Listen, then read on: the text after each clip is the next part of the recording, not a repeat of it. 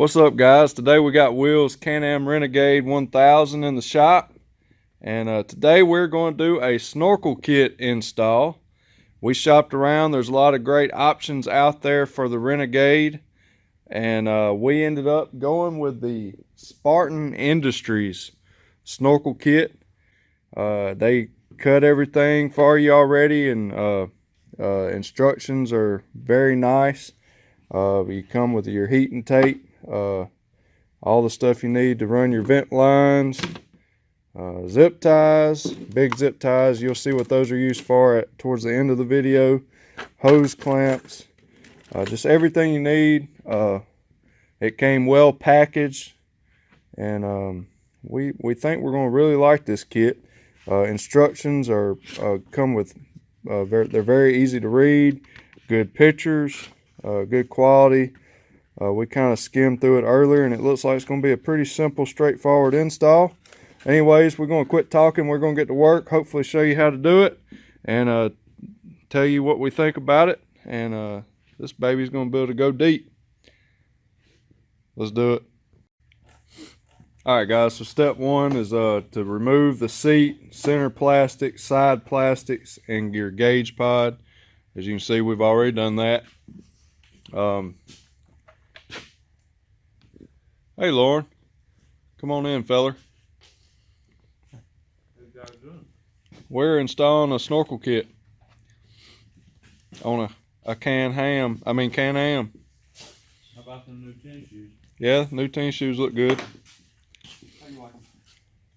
OG Outlaws 29.5 by 10 by 12. They're gonna be sick nasty on the river. Anyhow, we got all the panels removed. Also in your packet, you got like I said, they did real good job on all the instructions. But you can cut this out, and you'll see in a step in a little bit. This is what we'll use. Cut your holes out, and we'll show you that in a second for your intake and exhaust on your belt housing. Anyhow, so the only tools you'll need on the first two steps, of course, just remove your plastics, and then remove your CV inlet assembly and leave the rubber boot on the clutch housing. So you'll take your screwdriver of some sort, remove Phillips head. Yeah, you can use a Phillips head. Remove that. You're gonna take the what is that, plastic?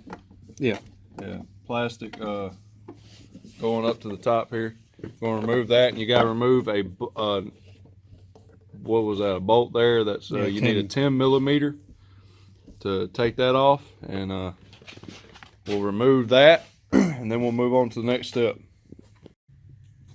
there was two 10 millimeter bolts for your factory CVT inlet. Had to take off some stuff zip tied to it. Just put a zip tie, one bolt here and one bolt here.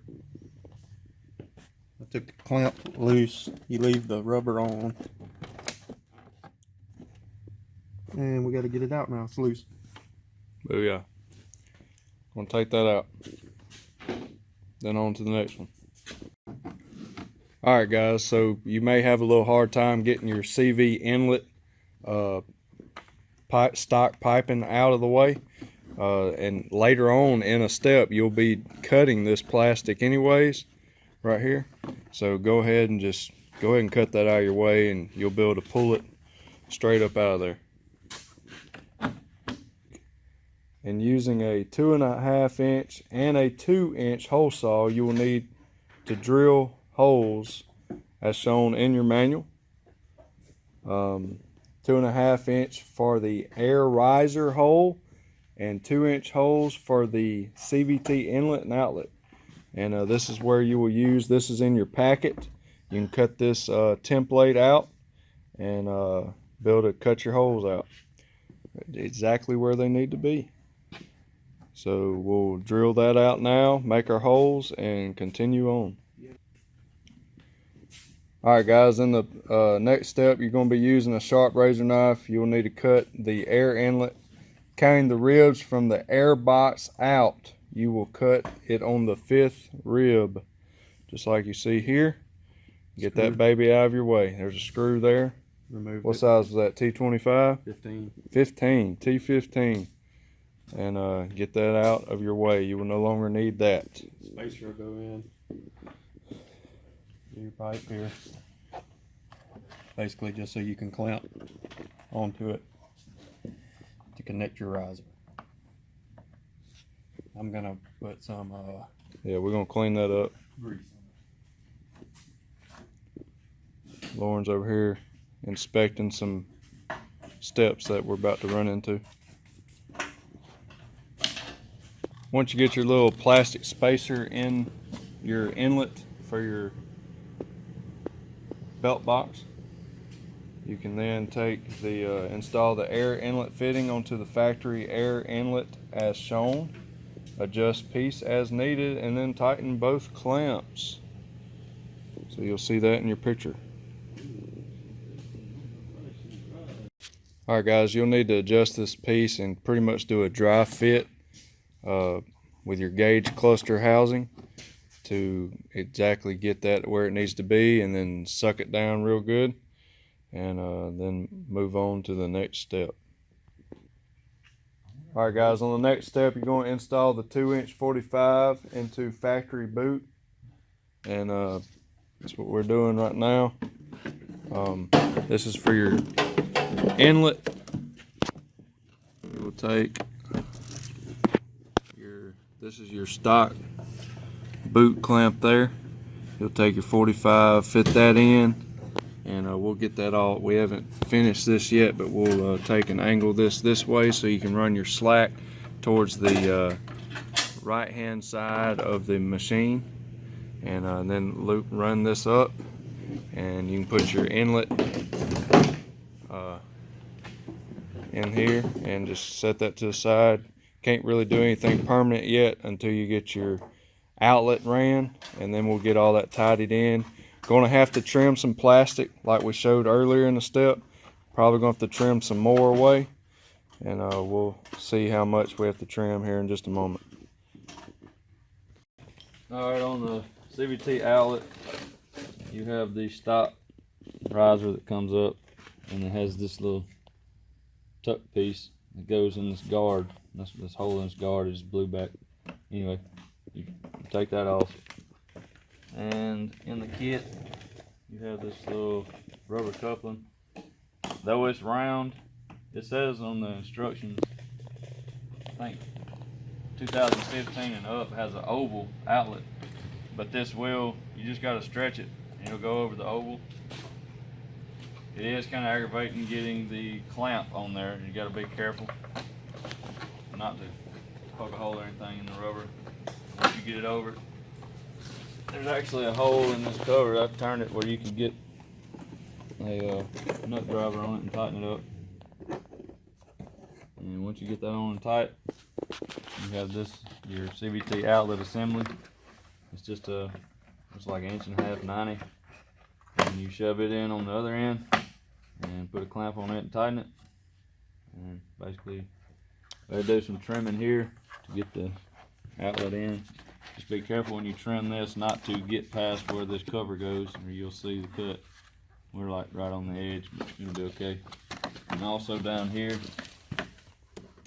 this is where the stock inlet riser came up, and we just cut this back a little bit, enough room for both of them, for the inlet and also the outlet to run up into where they'll come out from the riser. And then obviously you have to fight in the next step to get this all buttoned up. Alright guys, so on the last step we ran the CVT outlet, and then you get all your hose and cut plastic where you need to.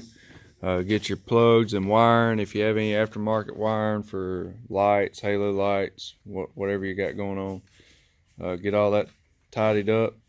Get your gauge cluster plastic lined up, and right now what we're doing, we screwed our pieces on, and we're just putting some silicone inside to seal up around the threads, and then we're going to put our stacks on and glue them one by one, get them lined up, try to get them as perfectly lined up as possible, and try to finish it up and make it look nice. We got our help here now. Our boss, our foreman, showed up. Tell him hey. Hey. That's my little baby girl, my oldest. There's my other one. That's the CEO of LC Powersports. Garbage can? Okay, good. Okay, Daddy will do it. Alright, so also the Renegade already has their vent lines ran up, which is pretty nice. So you can just extend them up as high as you can into the gauge cluster and be happy with that. So anyhow, we'll show you the finished product in just a moment. Alright guys, so now we're just kind of finalizing everything. We got our risers on. You got your 2 big zip ties that they gave you. You kind of hold it how you want it, get it nice and neat looking and together. Of course, you got to glue once you get your threaded pieces on. Glue your stacks on. I might have already said that in an earlier step. Now we're just kind of buttoning everything up. You also take your heat tape and put that in the places you need that's up next to your exhaust, and put all your plastics back on and go enjoy it. Alright guys, we finally got the Renegade button back up. Got everything like we want it. And man, it turned out really good. I mean, there was a few parts of it that of the install that were kind of frustrating, just working with the plastic and getting the hose and the pipe lined up just right. But as you can see, man, it turned out real good, and the stacks are a good bit higher than some of the other kits that are out there available. But anyhow, hope you enjoyed the install. Hope it was kind of helpful maybe. And subscribe, check out some of our other videos. We'll have some more ride footage where you'll get to see the Renegade snorkeled out in action with the new OG Outlaws, along with some of our other rigs like the Defender, the Sportsman's, the Pioneer. We're about to have some special stuff done to our Tourex. Gonna be a good time, guys. Anyhow, hopefully we'll see some of y'all out on the trails and at different parks. Hope you enjoyed. Peace out.